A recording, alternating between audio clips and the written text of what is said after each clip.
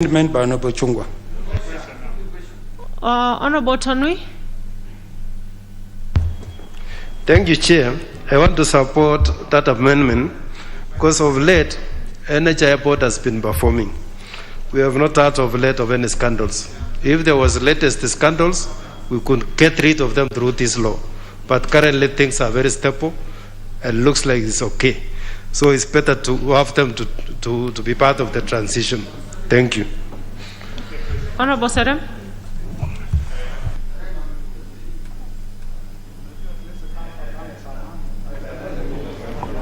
Thank you, Madam Chair.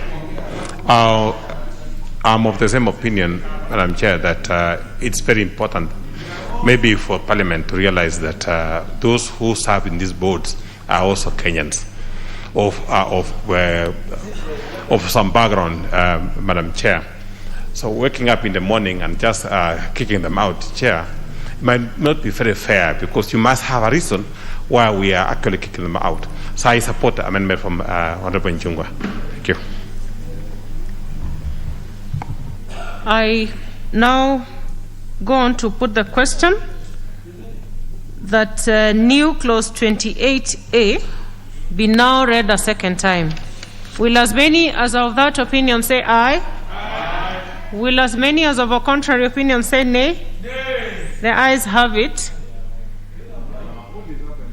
I propose the question that new clause 28A be part of the bill. And I'll go on to put the question that new clause 28A be part of the bill. Will as many as of that opinion say aye? Aye. Will as many as of a contrary opinion say nay? The ayes have it. Clause 2.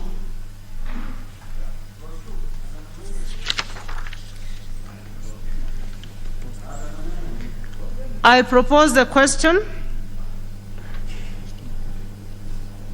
No, we need to have the chairperson.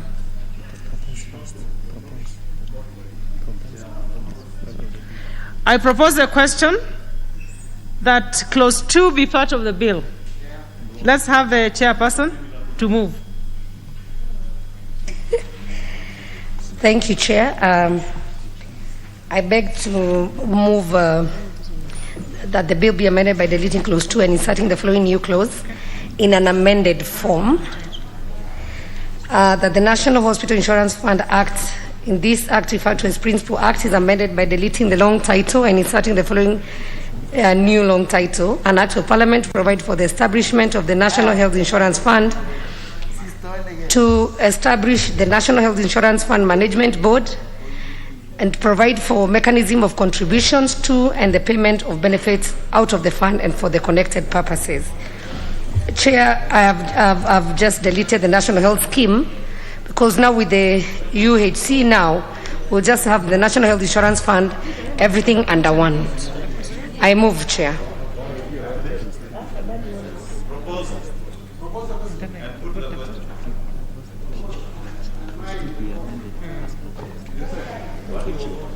I propose a question that clause 2 be amended as proposed by the chair.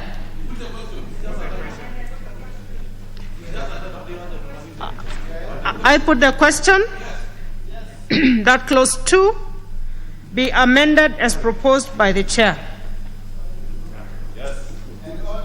Will as many as of that opinion say aye? Aye. Will as many as of a contrary opinion say nay? The ayes have it.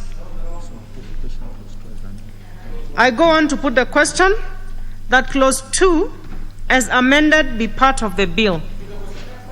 Will as many as of that opinion say aye? Aye. Will as many as of a contrary opinion say nay? The ayes have it. Title.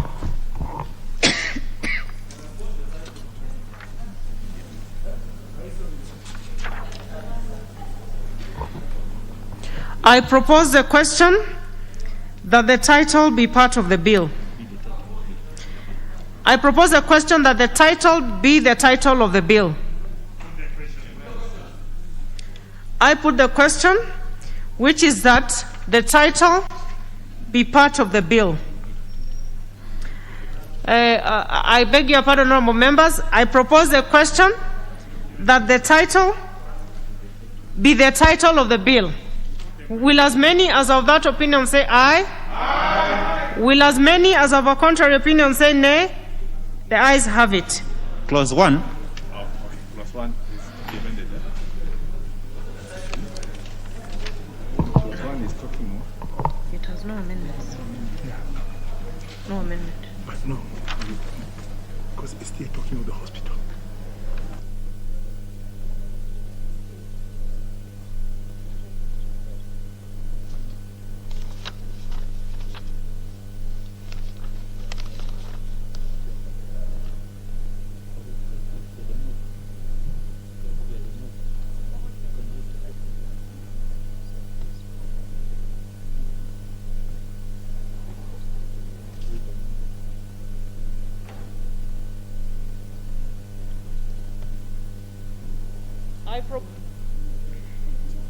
Note.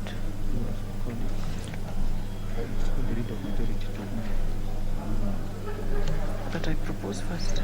Yeah, you proposed one. I propose a question that clause 1 be part of the bill and call upon the leader of majority to move. Honorable Chair, I beg to move that clause 1 be amended by replacing the word hospital with the word health, so that we accord that's the National Health Insurance Fund Amendment Act of 2021. I propose a question that clause 1 be amended as proposed by the leader of majority. I put the question that clause 1 be amended as proposed by the leader of majority. Will as many as of that opinion say aye? Aye. Will as many as of a contrary opinion say nay? Nay. The ayes have it.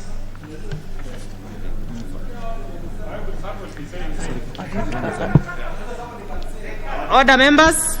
I put the question that clause 1 as amended by the majority leader be part of the bill. Will as many as of that opinion say aye? Aye. Will as many as of a contrary opinion say nay?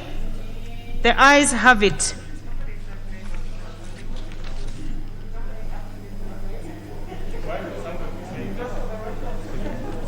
I now call upon the mover to move reporting.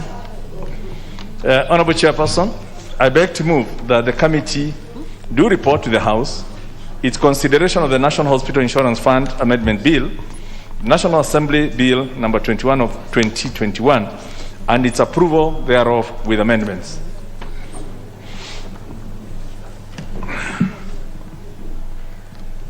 I go on to put the question for reporting. I put the question, which is that the committee do report to the House its consideration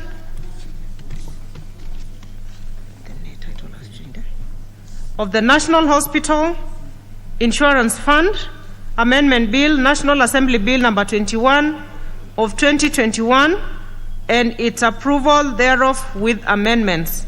Will as many as of that opinion say aye? Aye. Will as many as of a contrary opinion say nay? The ayes have it.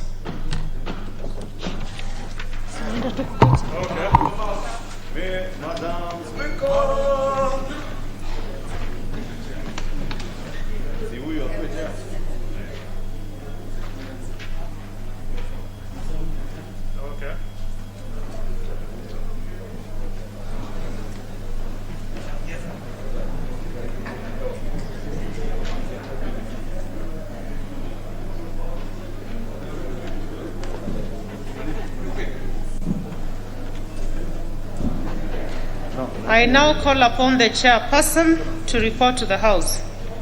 Chair. Honorable Speaker, I beg to report to the Committee of the Whole House, to report that the Committee of the Whole House has considered the National Hospital Insurance Fund Amendment Bill, National Assembly Bill number 21 of 2021, and approved the same with amendments. I call on the mover to move agreement with the report. Honorable Speaker, I beg to move that the House do agree with the committee in the said report. And I also request the Honorable John Buddy to second the motion for agreement with the report of the committee of the whole House. I second.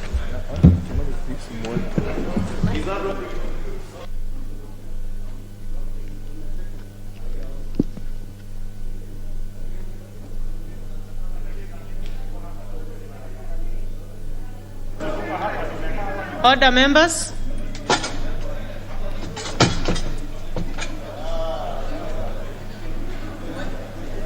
Members, take your seats.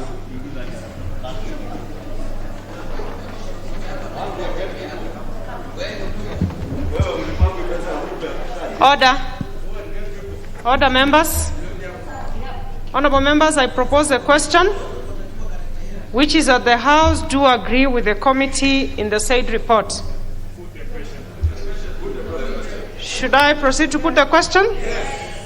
I put the question, which is that the House do agree with the committee in the said report. Will as many as of that opinion say aye? Aye. Will as many as of a contrary opinion say nay? Nay. The ayes have it. I now call upon the mover to move third reading. Honorable Speaker, I beg to move that the National Hospital Insurance Fund Amendment Bill, the National Assembly Bill number 21 of 2021, be now read a third time. Honorable Speaker, I want to take this opportunity to thank the members who have been working on this bill from the time it was introduced in the House for the first reading, through the committees, through the public participation, in the second reading, through the vibrant contributions that were made on the floor of this House, and the enrichment that we have witnessed on the bill through the various amendments that we've been considering in the Committee of the Whole from yesterday all the way to today, all geared towards making the National Health Insurance Fund a better fund to achieve the bigger dream of universal health for our people, which is one of the big four agenda items. And to really wish that now the Kenyan people will be covered, I would want to wish that we can all participate and help in the rollout of the bill. And particularly, Honorable Speaker, I would wish to appeal to our colleagues in the Senate, now that the National Assembly has done its bit and proved to the Kenyan people that we are not the hindrance to them achieving their health, that they also process this bill in as fast a time as possible, so that as we get into the new year, we can have a Christmas gift to the Kenyan people of better health, and nobody needs to sell their land, nobody needs to mortgage their life just because they have fallen sick. And we have seen a lot of that happening, especially with this COVID situation, where families are actually not just losing a dear one, but they're having to lose even all the property they have as they try to pay the bills. And we hope with this bill that this National Assembly has passed, and with the cooperation of the Senate, that we will see the end of that misery that we are seeing occasioned by illness.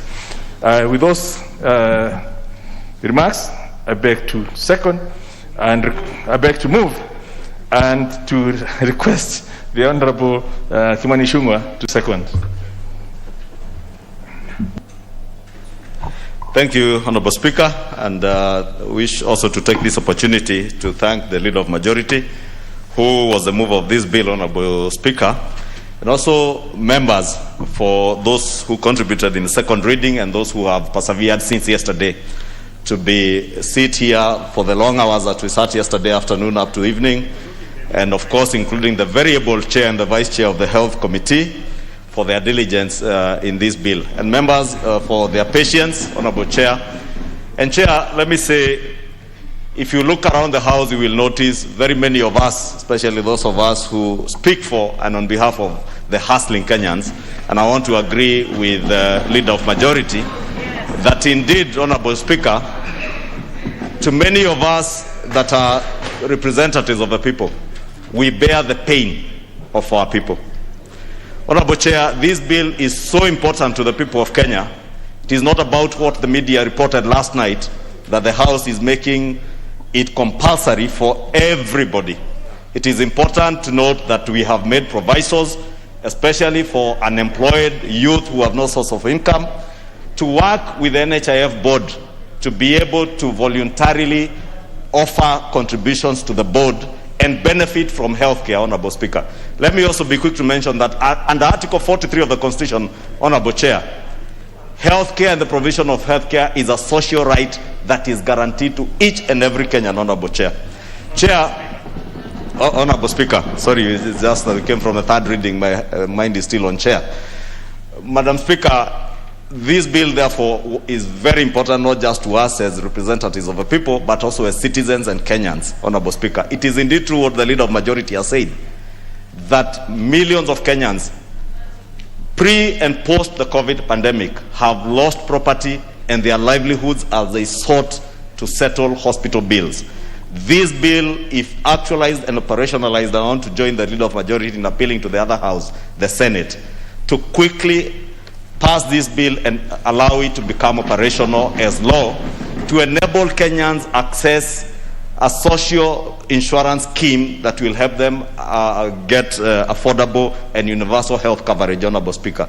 Lastly, Honorable Speaker, even as I thank the Leader of Majority, I think the Leader of Majority, being the mover of this bill, you now know you have true friends in this House. And if you look across, you can see you have true friends in ODM. If you look behind you, you will see you have true and real friends who will stand with you anytime that you have business in this House that is pro-people. I want to tell you, Leader of Majority, indeed, we were lobbied. We were lobbied to have this bill defeated, and Leader of Majority, I want to hear this. We were lobbied to have this bill defeated in your hands. But there is no way we would have allowed such an important bill to die in your hands to punish you. We are not like that, because we are here to represent people. And even as you look around, Leader of Majority, I want you to look around yourself, especially around the front bench where you are seated. Look around and tell yourself, ask yourself where the people who are supposed to be seated with you there are today, when they are supposed to be here speaking and pushing a bill that is for the benefit of the people of Kenya. Honorable Leader of Majority, I want to thank you and tell you, every time,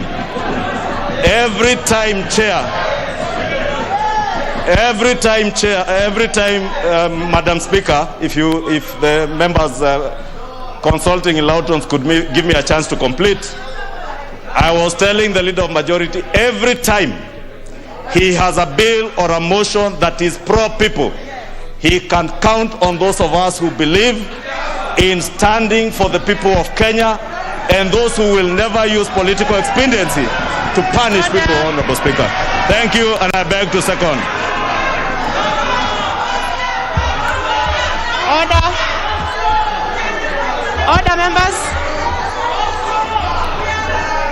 Order, members. Order. Order. Order. Order, members. Order, members. Order, members. Order, members. You can shout as much as you want, but nothing is being recorded of what you're saying. Yet you still have a chance to speak after I propose the question. So order. Let's have order.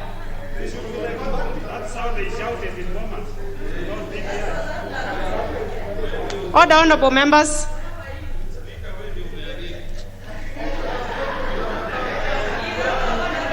You are out of order, members. I go on to propose a question, which is that the National Hospital Insurance Fund Amendment Bill, National Assembly Bill number 21 of 2021, be now read a third time.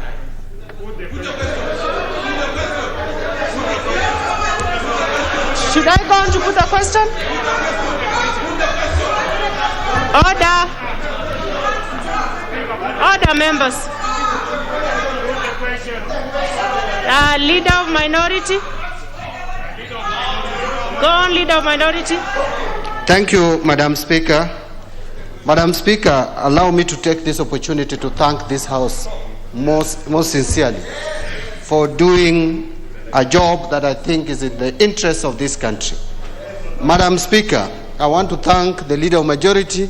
I want to thank the committee for burning midnight oil to ensure that this very important bill is processed, transacted, and dealt with in this House. Madam Speaker, many people have been talking about universal health coverage without thinking of the processes leading to that. You remember, Madam Speaker, and this House will recall that the government even attempted to pilot a system where they were doing kind of input financing of the universal health care, and that did not work. This is the most important, the most progressive piece of legislation that is going to ensure that Kenyans who cannot afford Medicare in this country are able to afford Medicare. I think let us remove politics from the debate on this matter and understand what this House has done. We have lived to the expectation of the people of Kenya in ensuring that we have provided a system that will ensure that those vulnerable Kenyans are cushioned and also receive health care provision just like any other. And Madam Speaker, here we are together. And I want to say that we are together. If there was any member, whether from Jubilee or from the majority or minority, who wanted to frustrate this bill, I would only say shame on such a member. Shame on such a member. Because really, Madam Speaker, we cannot play politics with such an important piece of legislation.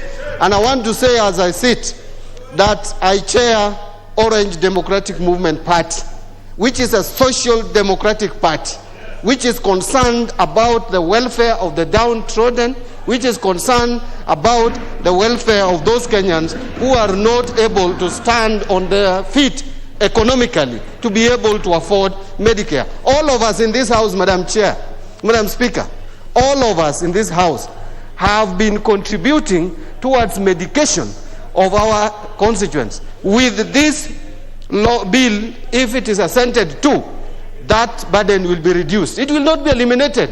Let's not cheat ourselves, but the burden will largely and significantly and substantially be reduced. And with those many remarks, Madam Speaker, I just want to plead with the House that we have done very well so far.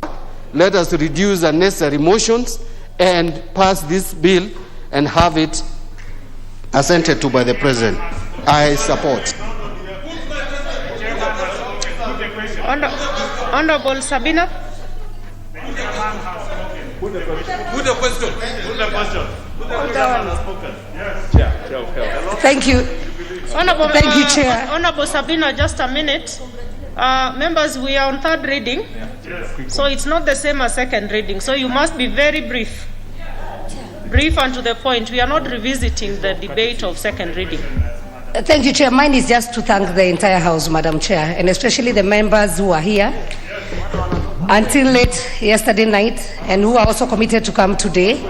The members of my committee, we have had several meetings, and sometimes we actually had to give in, and especially the doctors who are in my committee, who are very passionate about this bill. So Dr. Nikala, I know he was here yesterday and I can't see him today, Dr. Eseli and the rest of my members who are here, and the Vice Chair. So I just want to say thank you very much. You have not done this for yourself, but for the entire nation, and especially for proper health care in this Republic of Kenya. And so mine is just to say thank you. Let's not politic, but let's continue with the same spirit.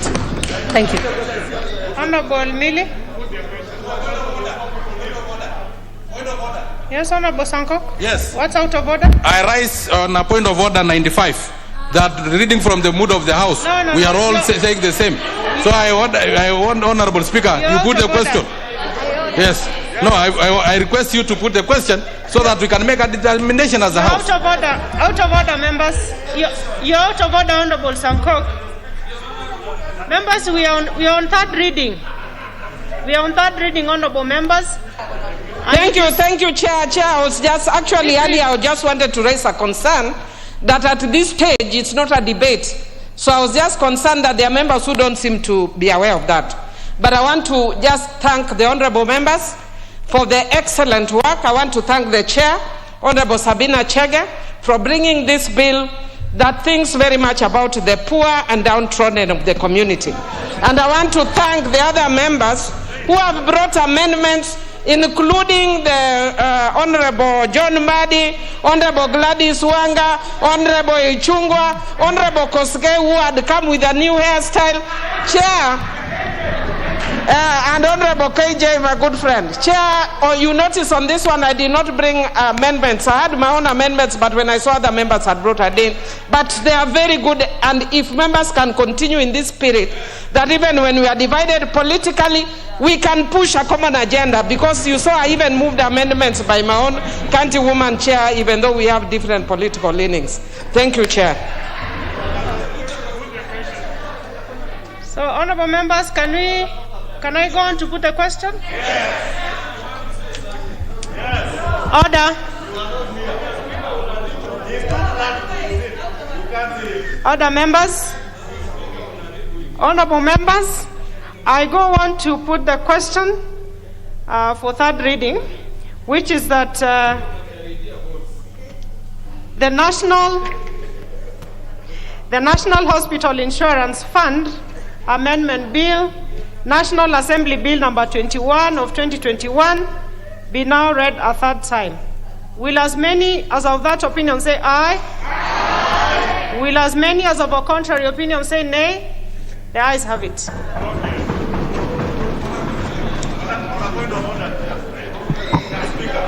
A bill for an act of parliament to amend the National Hospital Insurance Fund Act 1998. Next order. What's out of order, Honorable Ishunga? Honorable Speaker, it might have escaped you in the heat of the engagements, but when Honorable Sankok stood up on a point of order, he said something to the effect that he's standing up on Standing Order 95, and he says that he now orders you, as a speaker, to put the question. And I know it might have escaped, but because he's on record, Honorable Speaker, it is important that the Honorable Sankok withdraws, that he cannot be ordering the speaker to put the question. But also in the heat of the moment, I ruled him out of order. So it cancels out. I already ruled you out of order, Honorable Sankok. You are already out of order, Honorable Sankok. So it doesn't hold anymore. Let's move to the next order. Order number 9, the Landlord and Tenant Bill, National Assembly Bill number 3 of 2021, second reading. Leader of Majority.